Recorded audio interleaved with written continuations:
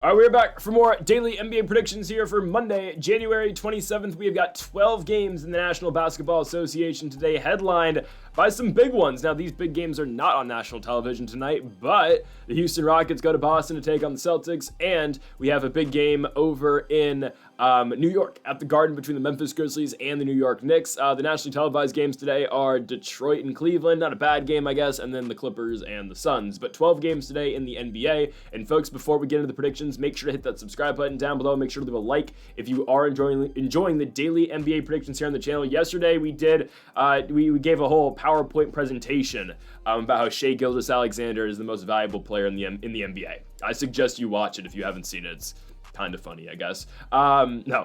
Make sure, again, to join us every day here on the channel for the NBA predictions and also the daily college basketball best bets that was posted earlier today. Make sure to check that video out if you haven't yet. Link is in the description down below. And also make sure to join us for our UFC predictions that was posted yesterday. UFC Saudi Arabia this week. In the main event, Israel Adesanya takes on Nasruddin Imavov. Is Adesanya's first fight back after losing his last championship fight and the title fight before, but Adesanya is looking to get back on the winning ways with a fight in Saudi Arabia this week against Nasruddin Imavov. All right, on the first of our 12 predictions here with the National Basketball Association, we're going to start in Charlotte, North Carolina for the Charlotte Hornets and the Los Angeles Lakers. And guys, we're taking the Lakers here. Obviously, that's got to be the pick. Guys, the Lakers, I'm finally getting hope that the Lakers can actually make a run at things now, legitimately. Like, as long as we don't get the Nuggets in the first round, which, let's knock on wood, I'm getting hope again. I really am.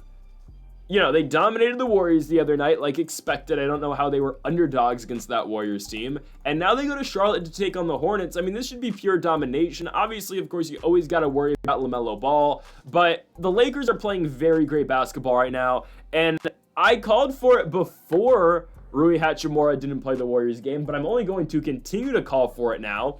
Hachimura didn't play against the Warriors. That team looked damn fine with Dorian Finney-Smith in the starting lineup. And now Jared Vanderbilt's back. So it's actually time to play defense again. So you take Vando, put him on the bench, like in the second rotation, obviously the second unit. You put DFS in the starting lineup instead of Hachimura. And now the starting lineup's Reeves, Christie, DFS, LeBron, AD. But here, hold on, we can keep DFS on the bench. And instead, we can do Reeves, Christie, LeBron, AD, and then Walker Kessler, who we can trade for Hachimura, Jalen Hood-Schifino, and a first-round pick. Tell me the Jazz won't do that. Hell, I'll throw in two. Throw in 2 first-round picks. You know how much better this team is with Walker Kessler on the team too?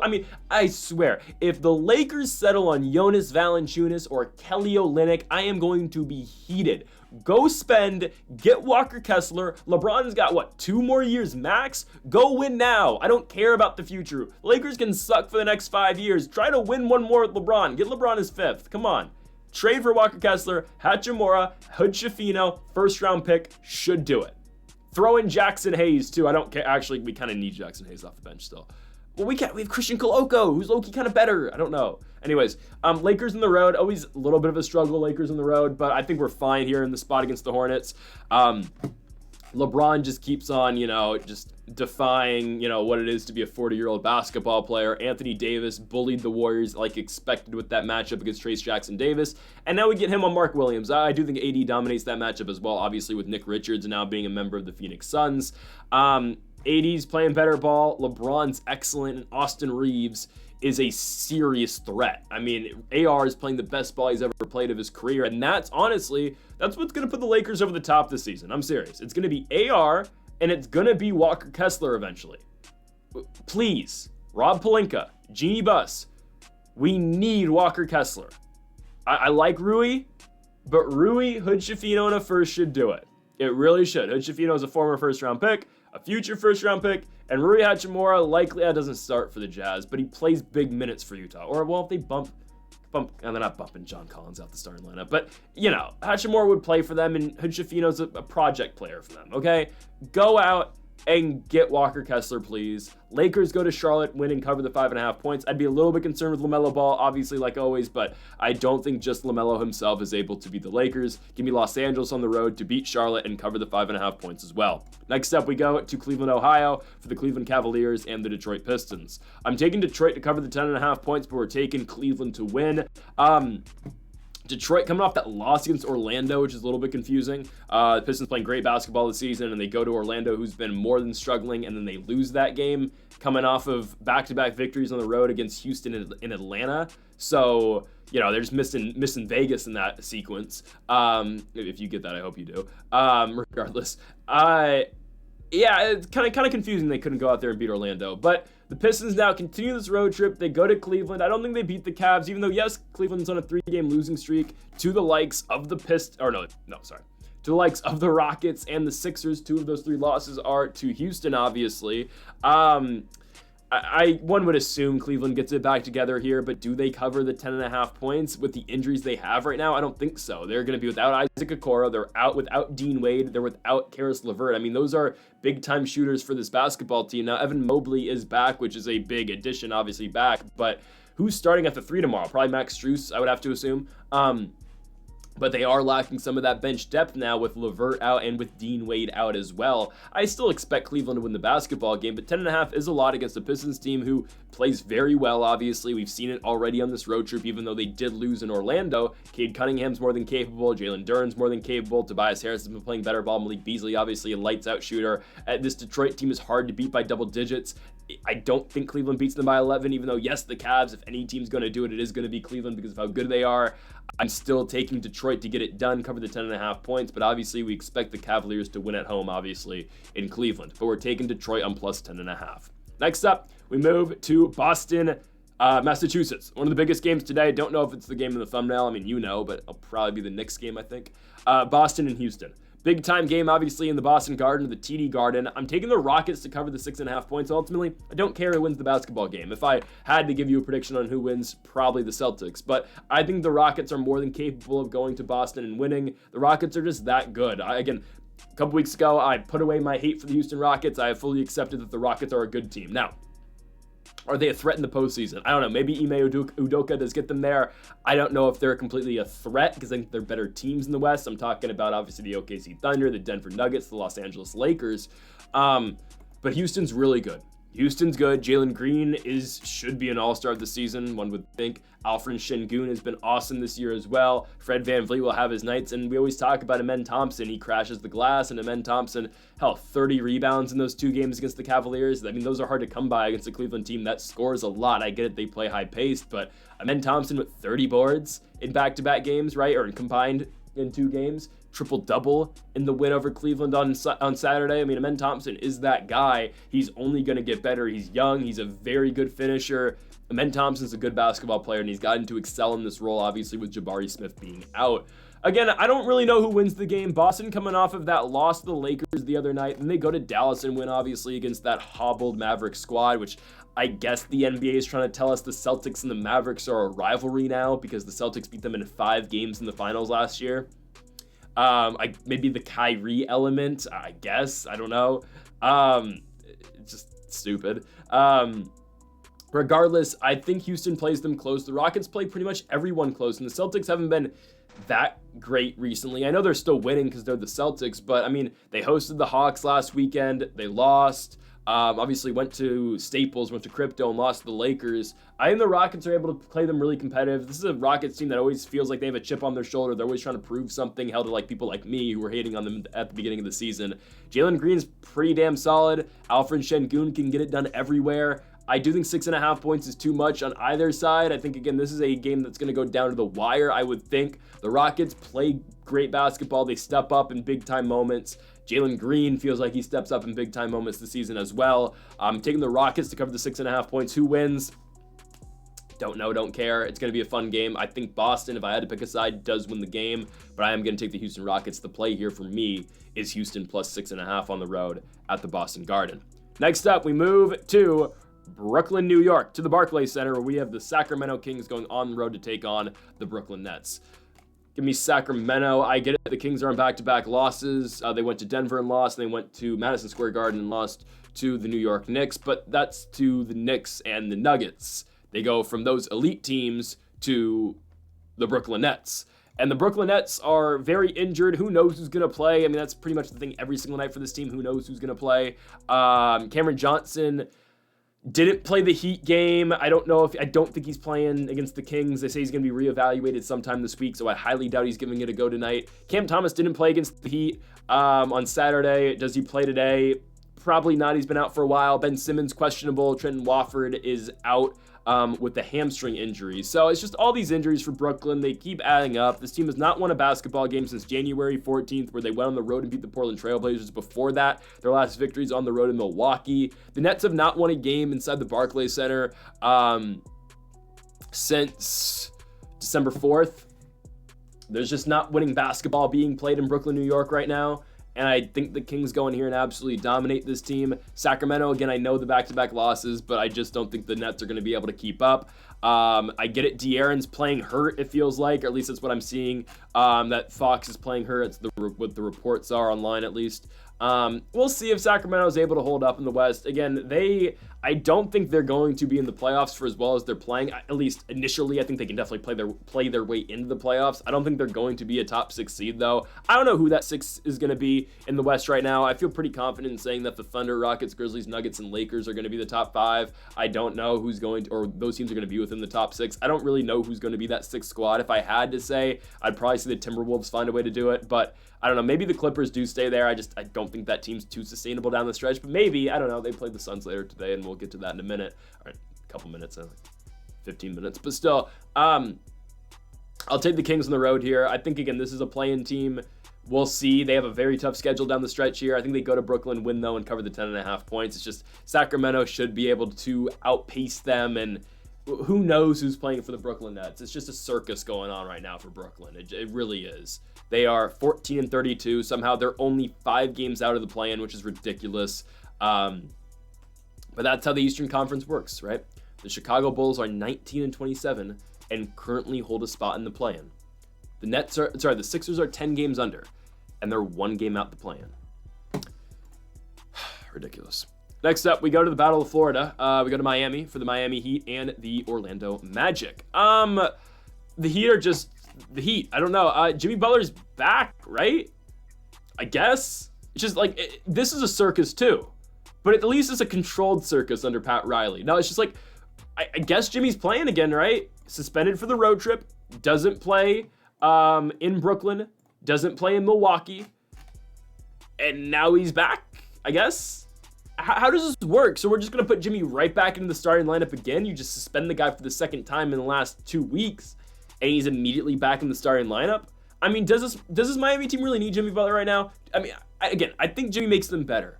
But for all of this chaos that is surrounding this Heat team, they don't need this.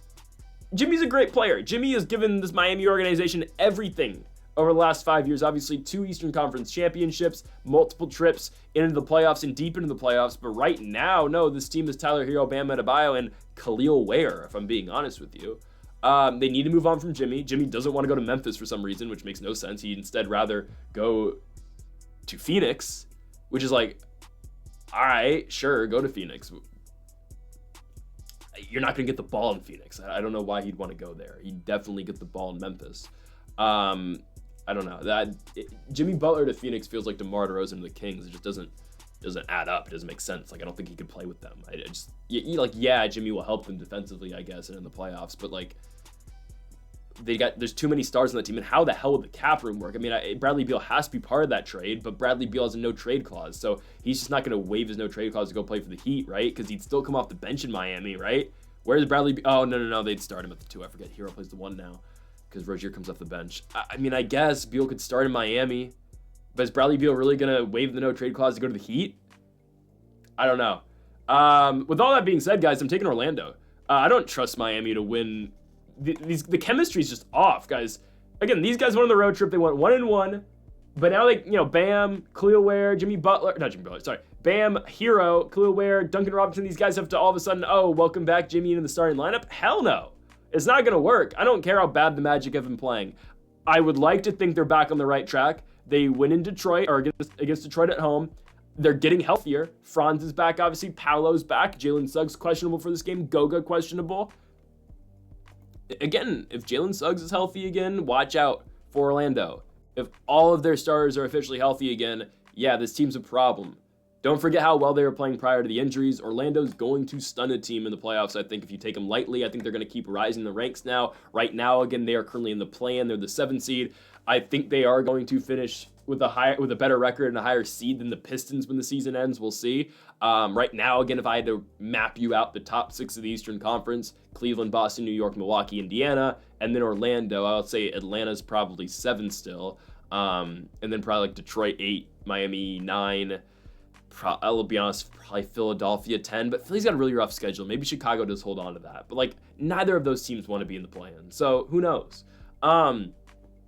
Give me Orlando in the spot though. Miami's a mess. Who knows what happens with Jimmy Butler if he starts, if he doesn't. I'll take the Magic on the road, even though they have been pretty bad. I'll take the Magic in the spot.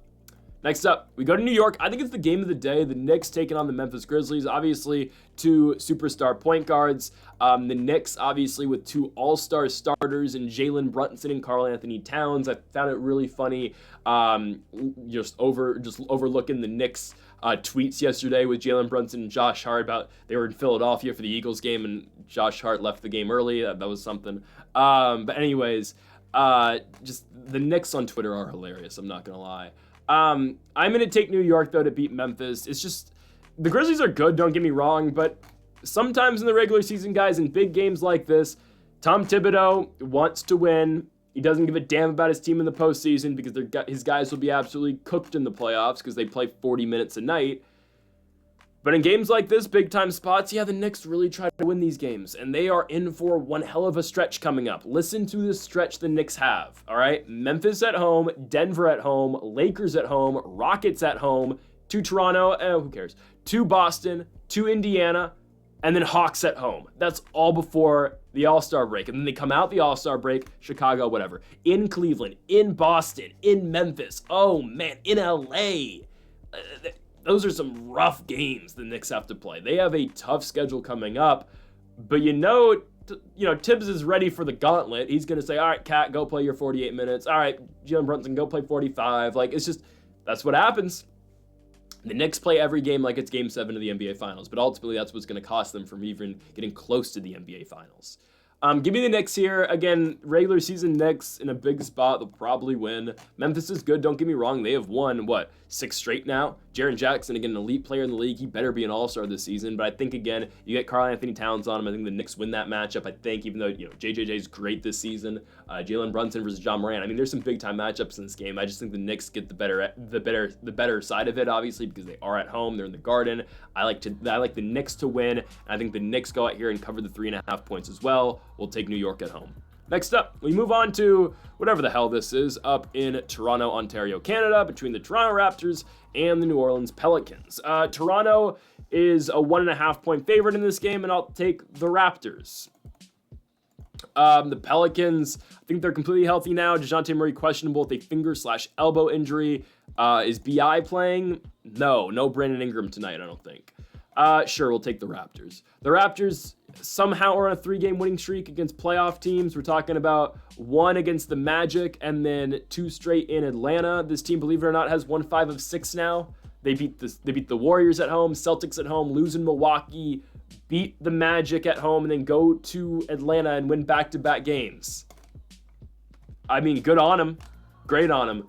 We saw these 2 teams play earlier in the year. Toronto blew the Pelicans out in New Orleans, but obviously different game now with Zion being back and CJ McCollum playing the way that he is. But the Raptors have been sneaky hot right now. Scotty Barnes has been turning it up. Jakob Poeltl is questionable for this game. That kind of sucks. IQ's not playing, but I think the Raptors still get it done. Toronto, again, 5-5 in their last 10, playing better basketball right now. And I get it, the Pelicans are playing very good as well, even though they just came off that loss on the road in Charlotte where they got blown out. I think the Raptors are the better team. New Orleans is finishing up this long road trip. Not that long of a road trip, but they've been on the road for quite a bit now. And I think the Raptors get them up in Canada. Again, Toronto does play significantly better up in Canada, and they are coming off back-to-back wins somehow over the Atlanta Hawks. So give me Toronto in this spot. I think they win the game outright against the Pelicans, and sure, you can take them -1.5 as well. Just take the money line at that point. Let's move on to the United Center in Chicago, Illinois, as we have the Chicago Bulls hosting the Denver Nuggets. I'll take Denver to win the basketball game, and I'll take them to cover the 7.5 points as well. Denver's coming off that big-time loss the other day against the Minnesota Timberwolves on Saturday. It is what it is. Ant just had one of those nights. He now has the single-game record for most three-pointers in Minnesota Timberwolves history, so shout out to him. Denver before that, though, was playing pretty good ball, right? Winning 4 in a row. Kings, Sixers, Magic, Heat. I expect them to beat the Bulls, a Bulls team that you can't trust to win any game. Guys, Chicago has won 1 game since January 10th. They have won 1 out of their last 9 games, and they're still in the Eastern Conference play-in. Levine's trying, and of course the one time that they won, I bet against them. I put money on the Clippers. It is what it is. Levine's trying. Vooch is trying. Giddey's pretty solid. I'm not gonna lie. For what he does, for what they asked Josh Giddey to do, he's good in that spot. He'll give you, I don't know if he's ever gonna run for 17 points a game, but he'll give you minutes. Regardless, again, I think Giddey's solid. He doesn't play defense, but it's fine. Actually, the rest of this Bulls team doesn't play defense either. I mean, they'll have games like when they went to Golden State, the Warriors put up 131 on them, and you see like what the Warriors actually are. The Warriors are horrible, right? And this team just lost to the damn 76ers at home. I can't trust the Bulls to win anything. They are exciting when, when everyone around Zach LaVine starts playing well. They are fun to watch. Kobe White's been out for a little bit. I don't know if he's going to play tonight. I don't think it matters. I think the Nuggets go to Chicago and just put belt to ass here. Denver's completely healthy. Jokic is the second best player in the game right now behind, obviously, Shai Gilgeous-Alexander. The Nuggets should go to Chicago and win. If basketball makes sense, the Nuggets should go in there and win. The Bulls are 19-27, and they still have a game over the 76ers in the Eastern Conference play-in. It's just, I don't know, man. Did we really need that? Like, maybe, what they should have kept? I don't know. I don't know if we needed 10 teams. We could have, remember the bubble when if the 9 seed was in, was close, was within like 3 games, then they got a spot where, all right, the 9 seed has to beat the 8 seed twice to make the playoffs. That system would still work. And maybe you can still include the 10 seed if the 10 seed's within like 2.5 games or like 2 games. Well, the Bulls are not going to be anywhere near the 9 seed, regardless if it's the Heat, the Hawks, the Magic, the Pistons.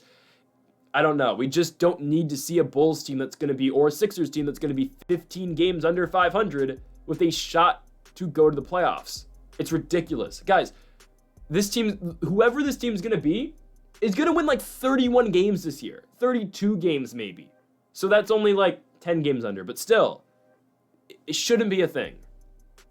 I don't know, but I don't know, man. Give me the Nuggets to win and cover. All right, next up, let's go to Minnesota as we have the Minnesota Timberwolves taking on the Atlanta Hawks. I hate picking against the Hawks because I really like this team. I really like Trae Young. If you've watched the channel before, you know how much I like Trae Young. I have to pick against the Hawks here. Until they can show me something, I'm not picking Atlanta right now. 4 straight losses. I wasn't concerned about the Knicks loss. I honestly wasn't concerned about the Pistons loss, and I really wasn't concerned about the first Raptors loss either. I was like, all right, just bounce back, win the second one, we'll be fine. No, they lose that game against the Toronto Raptors. I get it. The Hawks are very injured, and I mean very injured. And this game, it's not like they have a chance. Trae Young's not playing. This team cannot win without Trae Young. He is everything to this team. DeAndre Hunter, questionable. Zachary Sachet might be back, but probably not. Jalen Johnson's still out. He's going to be out for a while. It's kind of all coming down for Atlanta, a team that I had a lot of hope for. Obviously, nobody really thought Atlanta was going to, have that push that they had, earlier in the year, obviously, when they went to the in-season tournament Final Four. Again, I compared this Hawks team kind of to the Pacers last year, even though I think the Pacers team last year was much better than the Hawks are this year. They play the same kind of, and they had that, obviously, that big run in the in-season tournament. But with no Trae Young, guys, this team is not going to win. I think that's fairly obvious. Ant's obviously coming off of that monster night or monster day, I guess, against the Nuggets. He puts up 34 points, sets the single game record for most threes for any Minnesota Timberwolf ever. I'm not expecting the Hawks to do much here. I think they'll just kind of lay down, and I think the Timberwolves will steamroll them, if I'm being honest with you. This is not a competitive basketball game. Again, this game will prove what Trae Young really does for the Hawks. It's not like he just scores. Again, Trae Young leads the NBA in assists. When this guy's not in the game, it's just the Hawks fall apart. And additionally, again, Jalen Johnson's out as well. Who the hell's going to score? If DeAndre Hunter doesn't play either, who scores? Seriously, I mean, like, maybe take Onyeka's over. Maybe Clint Capella over on rebounds because they're going to be rebounding a lot tonight, at least offensively.